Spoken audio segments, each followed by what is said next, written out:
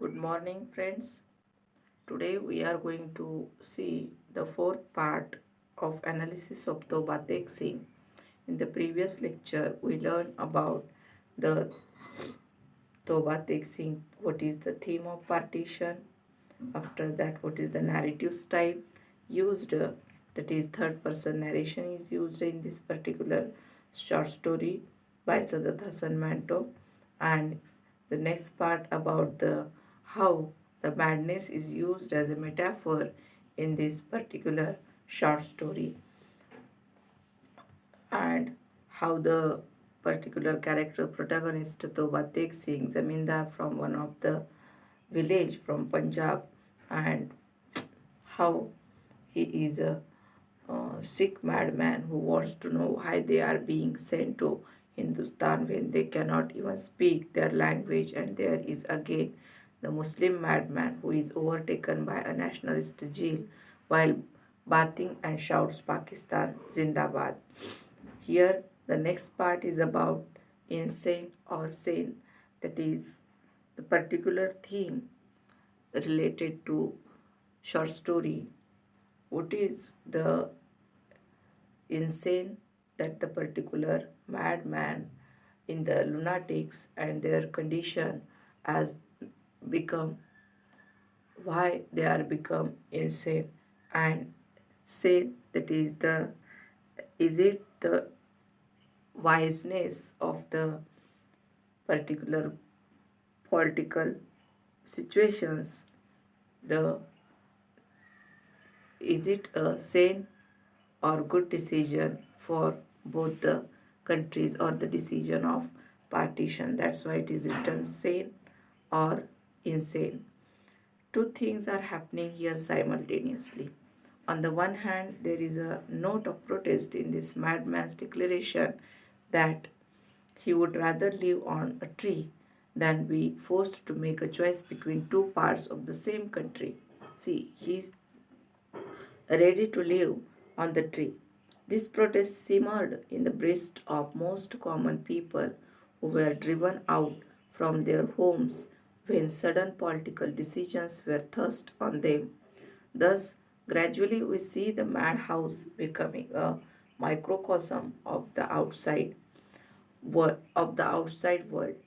We have a similar situation here, as that in the world outside, a political decision has been made without consulting the people concerned, and it has been thrust upon them, leaving them with no choice but to compile.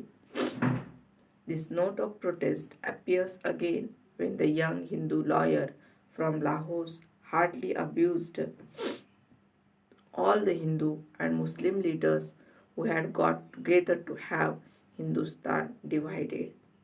The second noteworthy fact which emerges from the protest of the madman when he prefers to live on the tree is located in the manner in which he embraces his Hindu and Sikh friends and begins to cry.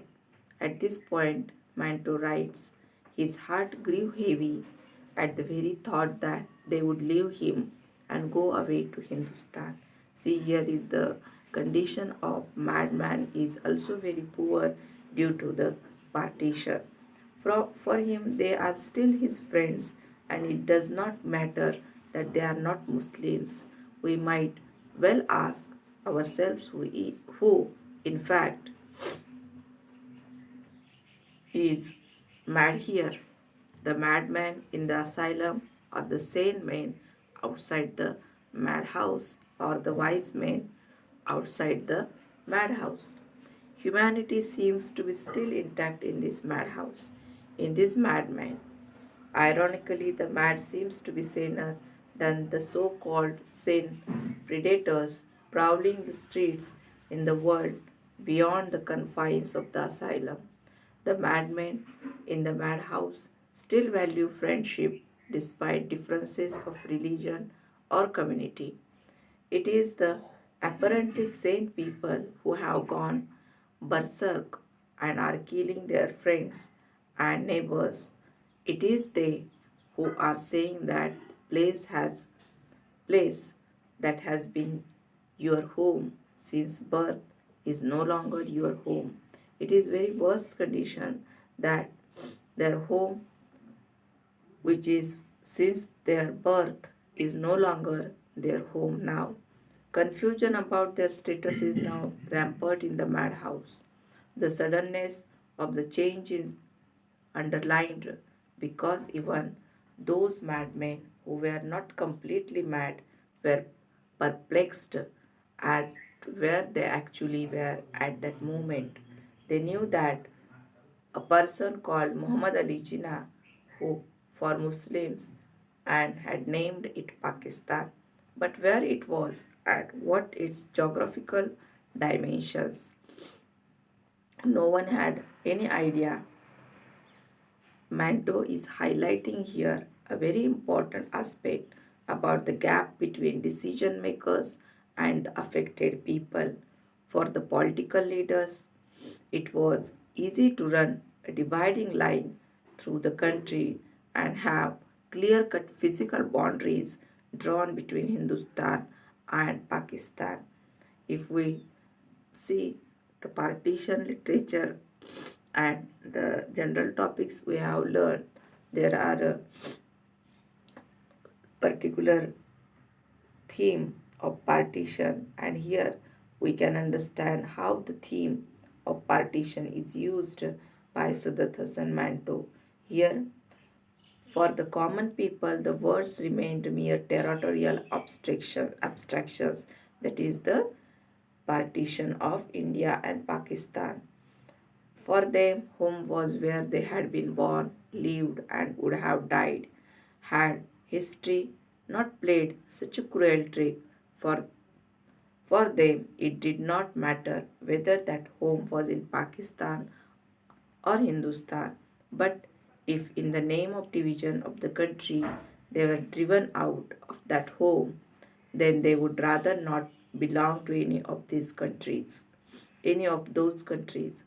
This hopelessness and despair is evoked in the mild protest of the madman who would prefer to live in the tree rather than in Hindustan or Pakistan and be separated from family and friends in the process. This is about the political decisions and the condition of the madman. Next point is about breakdown of language. Having set a scene of his story, the narrator then shifts his focus to the central character Bishan Singh, who has been in the asylum for 15 years. We are told that in those 15 years he has never laid down to rest and had never slept a wink. He stood on his feet all the time, because of which his calms were descended and his feet swollen. The first noticeable thing about him, however, is the gibberish he speaks all the time, over the rumble tumble, the the anexa of thoughtless of the green lentils of the lantern. As the story progresses, we will notice that new words are added to this gibberish, which seems to be a curious mixture of sense and nonsense. What could be Manto's intention here, apart from the obvious fact that this gibberish is coming out of a madman's mouth? In the utter nonsense that Bishan Singh speaks, Manto seems to be commenting on the breakdown of all communication in these times of sheer devastation. Language, which should enable people to connect, often betrayed. Those who migrated and came to their new home felt that they could neither understand the language there nor make themselves understood. This point is effectively brought out in this particular story. Thus, the language was reduced to gibberish as it failed to communicate. In addition to this, Manto seems to be implying that division of the country had led to a fracturing of the language too. Till the partition happened, the various languages of the subcontinent had a common repository of traditional and culture to draw upon from. What would happen to language now when such a shared repository was also divided? Would it not lead to language being reduced to unintelligible gibberish? Bishan Singh voices this apprehension in his constant, apparently meaningless speech. So, here we can understand there is not only the fracture to the two parts of the country, but it is fracture to the language as well of that two countries.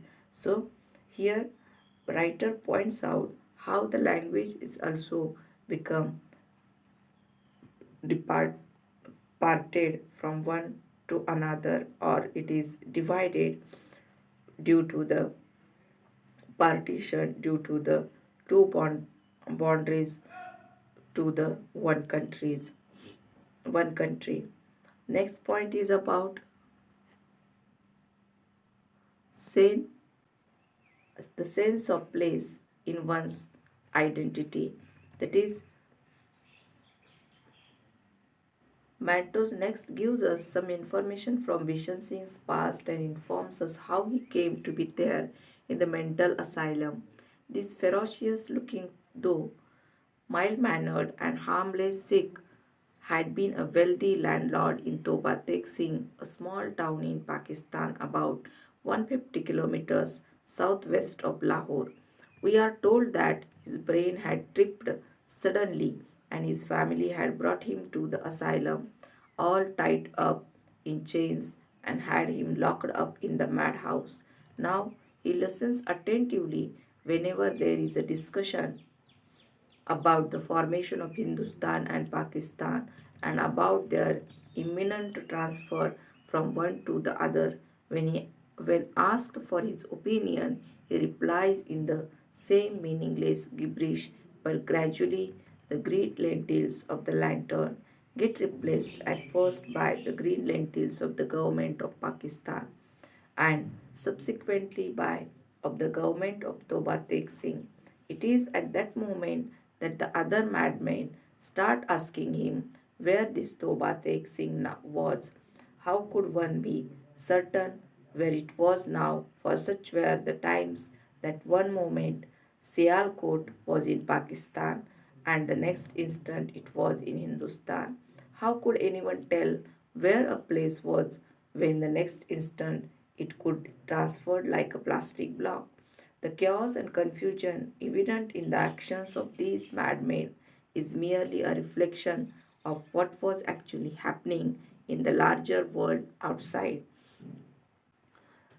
Manto takes the credit by recreating the chaos, the bewilderness, and the pathos of the situation outside through his short and deep strokes of the events in the madhouse subsequent to the news of partition, narrating the reaction of the madmen in a tone laced with black humor brings out the absurdity of the state, highlighting the underlying irony.